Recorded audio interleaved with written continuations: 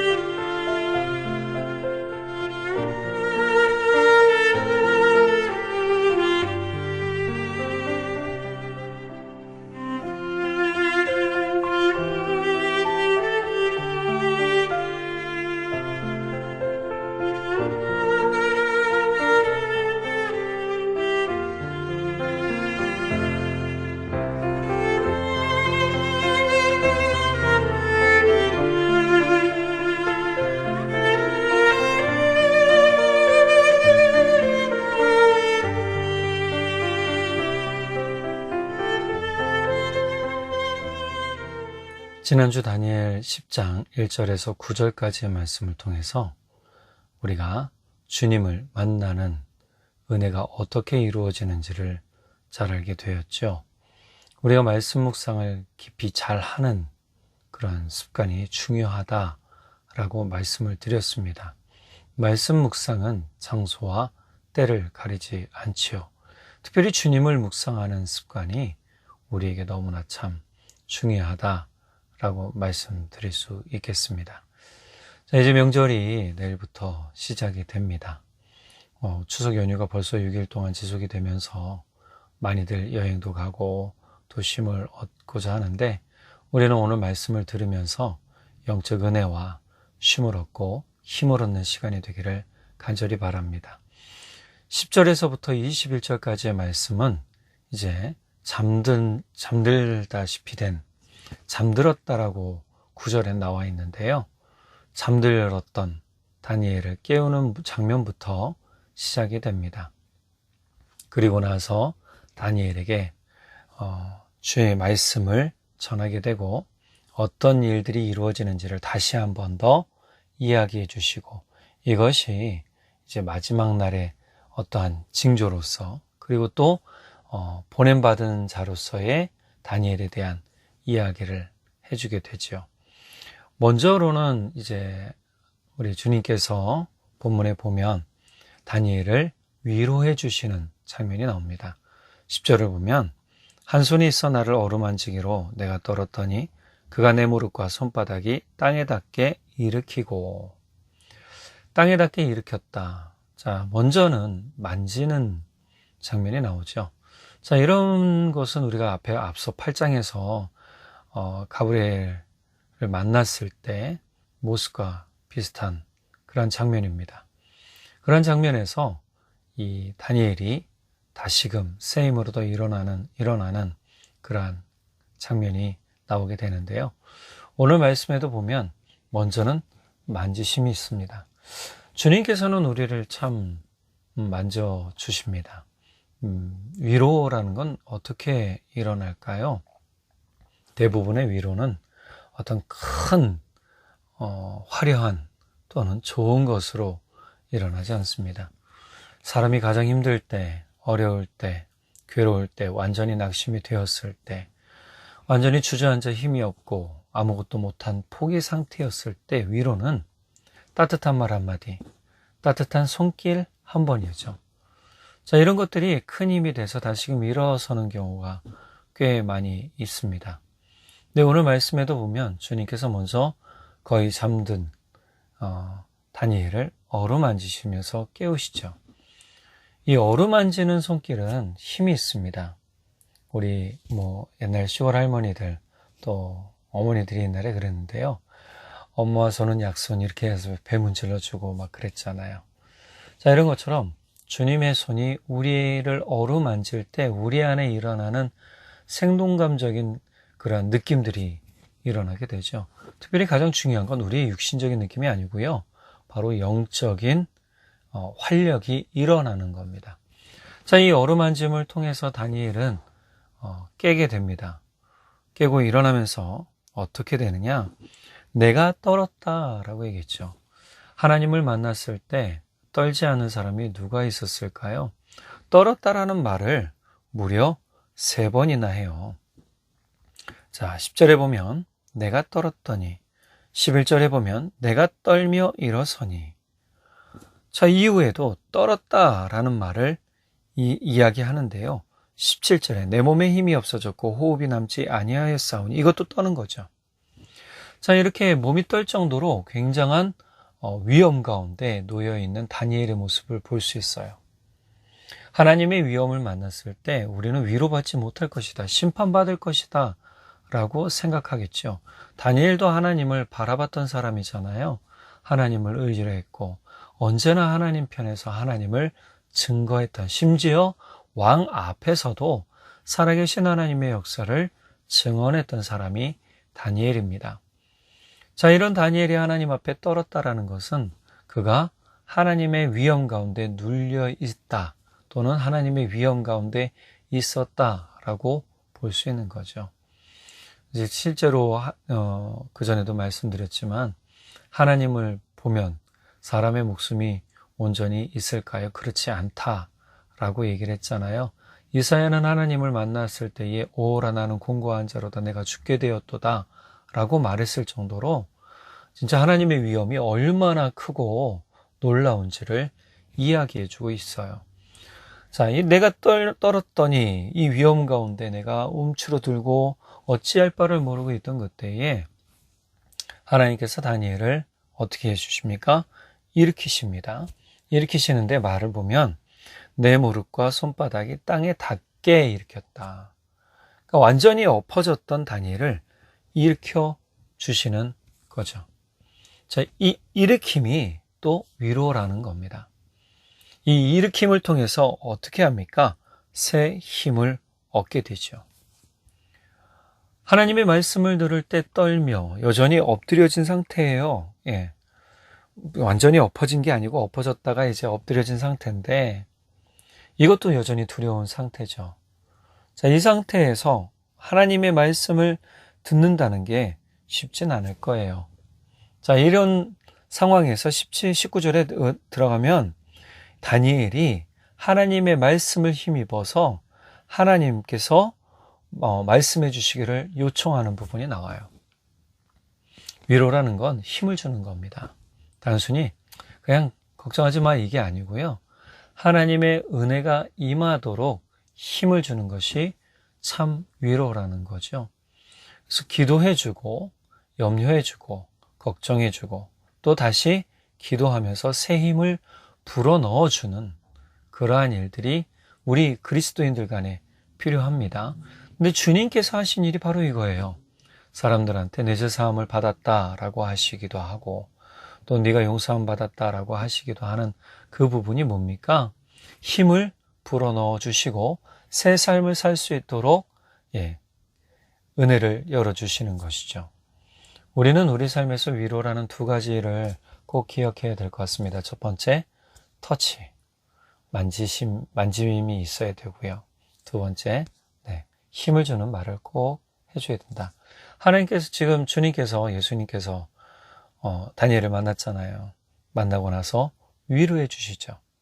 자, 그 다음에 다니엘의 사명을 다시 한번 확인시켜 줍니다.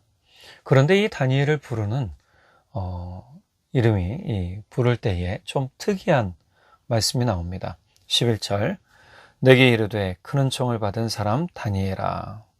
19절에도 똑같죠. 이르되 큰 은총을 받은 사람이요. 은총이란 은혜를 받았다라는 것입니다.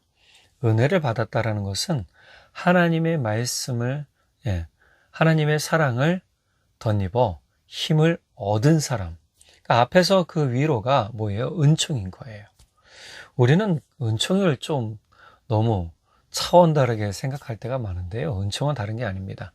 주님의 사랑으로 힘을 얻은 것이 은총이죠. 그러니까 내가 세상을 살 힘도, 세상을 살 은혜도 주님을 통해서 얻게 되는 것이죠. 자, 이런 과정들을 통해서 큰 은총을 받은, 우리는 이 은총들을 크게 생각하지 않을 때가 많은 것 같아요. 저는 우리 스스로에게 이렇게 얘기했으면 좋겠습니다. 너 큰 은총을 받은 누구누구야. 다니엘아 이렇게 나오고 사람아 이렇게 나오지만 사실 우리도 매우 큰 은총을 받았죠. 예수님을 통해서 구원의 은총을 받지 않았습니까? 우리가 이 은총을 날마다 묵상하고 감사한다면 우리는 세상에서의 그 어떤 가치보다 구원의 큰 기쁨의 그 가치가 더 우리 삶에서 우리를 더욱 힘있게 만들어준다고 믿습니다. 자, 그리고 나서 다니엘의 사명을 일깨워주죠. 내가 내게 이르는 말을 깨닫고 일어서라. 내가 내게 보내심을 받았느니라 하더라. 그가 내게 이 말을 한 후에 내가 떨며 일어서니. 지금 사명을 불어넣어줍니다. 사명을 불어넣는데 먼저 해야 되는 것이 일어서는 거죠. 여러분, 우리는 그리스도인이라고 얘기를 합니다. 근데 세상 나가면 왜 그리스도인처럼 살지 못할까요? 내가 사명자, 사실은 모두가 사명자인데요. 목회자만 사명자가 아니에요. 선교사만 사명자가 아닙니다. 우리 평신도들, 우리 성도님들도 바로 사명자예요. 구원받고 주의 은혜를 입은 자는 사명을 가지고 있는 겁니다. 어떤 사명이요? 주의 사랑을 전하는 사명이 있는 거죠. 그런데 그 사명자들에게 무조건 가라고 하지 않아요. 어떻게 합니까? 깨닫고 일어서라라는 거예요. 내게 이르는 말을 깨닫고 일어서라. 중요한 건 소식을 전하는 사람은요, 소식이 어떤 내용인지를 알고 잘 전해줘야 돼요. 그래야 문제가 없잖아요. 옛날에는 파발말, 편지 써서 전하기도 하고, 근데 편지가 없던 시절은 어떻게 해요? 사람이 들은 말을 그대로 가서 전해야 된단 말이에요. 이런 오류가 없도록 잘 기억하고 있어야 되겠죠. 근데 여기서 예수님께서 다니엘에게 하신 말씀은 잘 듣고 깨달으라는 거예요. 그리고 일어서서 가라는 거죠. 우리가 주의 말씀을 잘 듣고 있는지 확인해 봐야 될 것 같죠. 그러니까 이런 사명자들의 모습은요, 주의 말씀이 굉장히 분별력 있게 다가오고 더 능력 있게 다가오게 됩니다. 우리의 삶에서 이 말씀이 얼마나 중요한지 제가 오늘 잠깐 돌보는 분을 옆에다 두고 그쪽에서 같이 일하시는 분과 얘기를 나눴는데요. 그분이 이제 어떤 이단 단체에서 잠깐 일을 한 적이 있었다고 합니다. 물론 그때는 이단인지 모르는 상태였고요. 아주 오래전 얘기죠. 근데 그 40여 년 전 얘기인데 그 이야기를 하시면서 조금만 이성이 있어도 뭐가 잘못된지를 알 수 있다라고 얘기를 하시더라고요. 일반인의 시각도 이런데 하물며 믿는 사람들이 더 분별력 있게 나가야 되지 않겠습니까? 주의 말씀을 가진 지금 다니엘, 사명자로서 다시금 파송받는 다니엘의 모습. 자, 그러고 나서 보내심 받았다라는 아주 분명한 선언을 하시죠. 우리는 이 땅에 보냄받은 사람들입니다. 다니엘이 주님의 말씀을 듣고 내가 어떠한 위치에서 어떻게 해야 될지. 근데 이 시대적 상황으로 본다면 역사학자들이 보기로는 다니엘이 죽기 얼마 전에 이 환상을 받았을 것이다 라고 얘기를 해요. 그런 부분으로 본다면 다니엘이 보냄받은 게 무슨 의미가 있을까요? 육신적으로는 아무 의미가 없습니다. 다니엘이 이 말씀을 받았을 때 기록된 그 말씀, 전하려는 말씀이 바로 중요한 거였죠. 그래서 그 말씀을 가지고 나아가는 그 짧은 시간이나마 하나님이 함께 하시고 하나님의 능력 가운데 머무르게 되는 거죠. 그런 것처럼 우리의 삶도 주의 말씀을 가지고 살 때 능력이 있는 것이고요. 주의 말씀을 가지고 살 때 우리가 사명자로서의 책임감과 삶을 살 수 있게 되는 것이죠. 자, 그 다음에 다니엘이 일어섭니다. 일어서서 12절에 그가 내게 이르되 다니엘아 두려워하지 말라. 내가 깨달으려 하여 내 하나님 앞에 스스로 겸비하게 하기로 결심하던 첫날부터 내 말이 응답받았으므로 내가 내 말로 말미암아 왔느니라. 자, 하나님은 지금 예수님은 자꾸 하나님이라고 그러네요. 예수님은 지금 여기에서 다니엘에게 두려워하지 말라고 하죠. 자, 그리고 이 두려워하지 말라는 말은 19절로 넘어가면요. 네, 강건하라라는 말로 더 이어지게 돼요. 19절 볼까요? 두려워하지 말라, 평안하라, 강건하라. 이 말씀 어디서 많이 봤죠? 여호수아에게 하나님께서 하셨던 말씀 기억하시나요? 두려워하지 말라, 놀라지 말라. 내가 내 하나님이 됨이라. 너는 강하고 담대하라. 자, 이 말씀 들으면 힘이 나지 않나요? 왠지 움츠러들었던 어깨가 펴지는 것 같고 더 내가 능력 있게 살고 싶다라는 소망이 저절로 생기지 않나요? 자, 이 말씀 가운데 다니엘 앞에 12절에서는 다니엘에게 왜 오셨는가, 어떻게 오셨는가라는 걸 알려주고 19절로 넘어가면 다니엘은 이 말씀을 통해 하나님 앞에 요청하는 은혜를 얻게 되죠. 자, 하나님 앞에 주님이 오셨을 때 요청하는 다니엘의 모습을 연결지어 볼게요. 지금 다니엘은요, 겸비라는 단어로 이야기를 하고 있어요. 겸비는 겸손한 마음, 삶, 이겁니다. 다니엘이 늘 주님 앞에 겸손했습니다. 교만한 적이 한 번도 없죠. 특별히 앞서선 6월절에 진짜 21일 동안, 3주 동안 자기의 모든 것을 절제하고 하나님 앞에 간절히 간구하는 기도를 하고 있었잖아요. 말씀 묵상하면서. 이러한 일들 가운데 주님께서 다니엘의 기도를 듣고 계셨다는 거예요. 자, 들어서 오셨다는 거예요. 또 한 가지는 뭐냐면 첫날부터 내 말이 응답받았으므로 라고 얘기를 해요. 그러니까 응답받았다는 것은 하나님이 어떠한 사람의 기도를 들으시는가, 주님이 어떠한 사람의 기도를 들으시는가를 알 수 있는 거죠. 내 꿈이 많은 사람, 내 욕심이 많은 사람, 내가 하고 싶은 게 많은 사람이 아니고요. 먼저는요, 하나님 앞에 겸손한 사람의 기도를 들으신다라는 겁니다. 제가 최근에 계속 고백하는 것 중에 나는 아무것도 아닙니다. 나는 아무것도 아닙니다. 내가 아무것도 아니라는 걸 깨달았을 때는요, 좀 마음이 좀 홀가분해져요. 왜냐하면 결국 주님을 의지하는 것이 나의 일이 되는 것이기 때문이죠.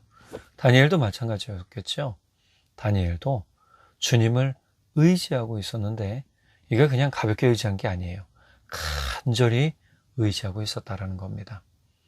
간절히 의지한 다니엘이 진짜 자기는 아무것도 못할 것 같은데 19절 넘어가서 주님께서 주신 힘과 은혜를 가지고 어떻게 해요? 힘이 나서 이르되 내 주께서 나를 강건하게 하셨사오니 말씀하옵소서. 12절과 19절의 말씀은 전혀 상반되죠. 나는 아무것도 아닌데 주의 사랑 때문에 내가 힘있게 요청할 수 있는 그러한 삶이 되어버렸다. 저는 이게 우리가 은혜의 보좌 앞에 담대히 나아가는 그러한 일이라고 생각을 합니다. 우리는 사실 구원받을 수 없는 그런 사람들이었고 우리가 구원받을 수 있는 그 어떤 근거도 가지지 않은 사람들이었는데 주의 말씀을 통해서 주의 은혜를 통해서 우리는 십자가의 은혜를 통해서 은혜의 보좌 앞에 담대히 나아가는 그러한 은혜를 얻게 됐죠. 그것을 통해서 은혜의 보좌 앞에서 힘을 얻고 위로를 얻고 소망을 얻고 얼마나 큰 기쁨이고 얼마나 큰 은혜인지 모릅니다. 자, 그 다음에 이 13절 이후로 보면 주님께서 말씀하시는 부분 가운데 이제 미가엘 천사장이 나옵니다. 앞서 8장에서는 가브리엘이 나왔죠. 근데 여기서는 미가엘 천사장이 나옵니다. 자, 미가엘은 돕는 일들을 하고 가브리엘은 소식을 전하는 그러한 일들을 하는 것을 역할 분담으로 볼 수는 있는데 여기서 인자 또는 한 사람이라고 나오는 그 사람은 미가엘 천사장으로 보고 있고요. 반면에 또 주님은 확실하게 예수님은 확실하게 보여주신, 다니엘에게 나타나서 보여주시는 은혜를 알려주게 되지요. 자, 이 일들을 통해서 하나님의 계획을 다니엘이 다시 한번 듣게 됩니다. 이 말씀을 들을 때 다니엘은 여전히 두렵고 떨리고 심지어 입도 열리지 않았어요. 말문이 막혔어요. 15절에 보니까 그가 이런 말로 내게 이를 때에 내가 곧 얼굴을 땅에 향하고 말문이 막혔더니 하나님을 향해서 삿대질 향하고 진짜 소리치고 삿대질하고 할 사람이 누가 있겠어요? 막상 그 앞에 있으면 아까 말씀 잠깐 나눴던 것처럼 그의 위엄 때문에, 영광 때문에 우리는 엎드려져 죽은 자처럼 될 텐데 일반적으로 살아남을 사람이 없죠. 그런데 오늘 심지어 말조차 못할 이때 16절에 인자와 같은 이가 있어 내 입술을 만진지라 내가 곧 입을 열어 내 앞에 서 있는 자에게 말하여 이르되. 이사야가 뭐라고 그럽니까? 제단숯불 내 입술에 대고. 그러니까 주님께서 제단숯불을 가지고 와서 이사야의 입술을 대었을 때 정결케 되어지고 주의 말씀을 가지고 나아가는 사람. 네, 여기서도 입술을 만지시죠. 자, 만지는 순간 입술이 열리고 떨림과 두려움 가운데서도 하나님께 고백할 수 있는 은혜를 얻게 되는 거죠. 여러분, 우리 삶에서 주님을 향해서 아까 위로와 또 주님께 힘을 얻어서 일어서서 사명자로서 요청하며 나아가는 은혜의 보좌 앞에 나아가는 우리의 삶과 또 한 가지는 우리 입술이 얼마나 주님을 향하여 고백하고 간구하고 있는지를 확인해 보는 겁니다. 다니엘의 이러한 모습은 사실은 역사적으로 보면 다니엘이 아까 죽기 몇 년 전의 일이라고 얘기를 했잖아요. 근데 이 일은 다니엘이 죽은 이후로 오랫동안 이루어진단 말이죠. 안티오코스 에피파네스의 일들에 관해서 계속 이야기하고 이후로 그리스, 헬라 나오고요. 그죠? 헬라 나오고 또 로마 나오고 이런 식으로 나오는데 이러한 시간들을 보면 하나님께서는 이 시간들 가운데서 내가 나의 시간을 헛되이 쓰지 않을 것이다라는 것을 아주 분명하게 또한 보여주시기도 해요. 20절 그가 이르되 내가 어찌하여 내게 왔는지 내가 아느냐 이제 내가 돌아가서 바사 군주와 싸우려니와 내가 나간 후에는 헬라의 군주가 이를 것이라. 바사는 지금 이 고레스를 이야기하는 게 아닙니다.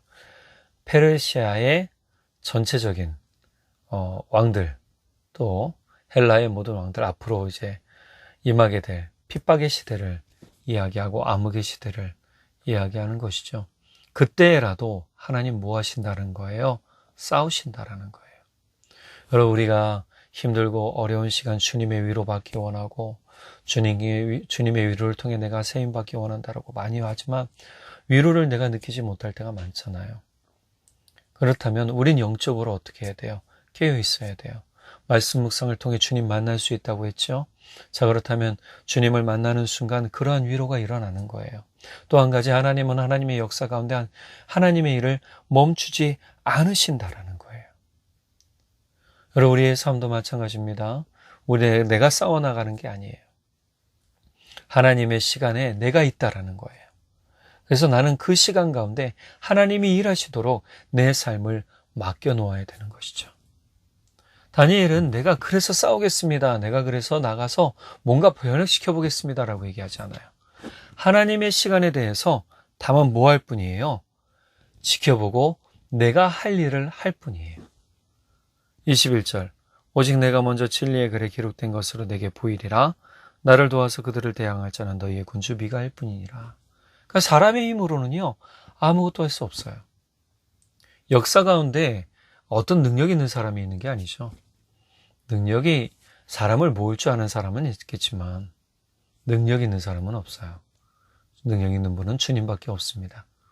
오늘 여기서 대항할 자는 군주 미가일 뿐이다.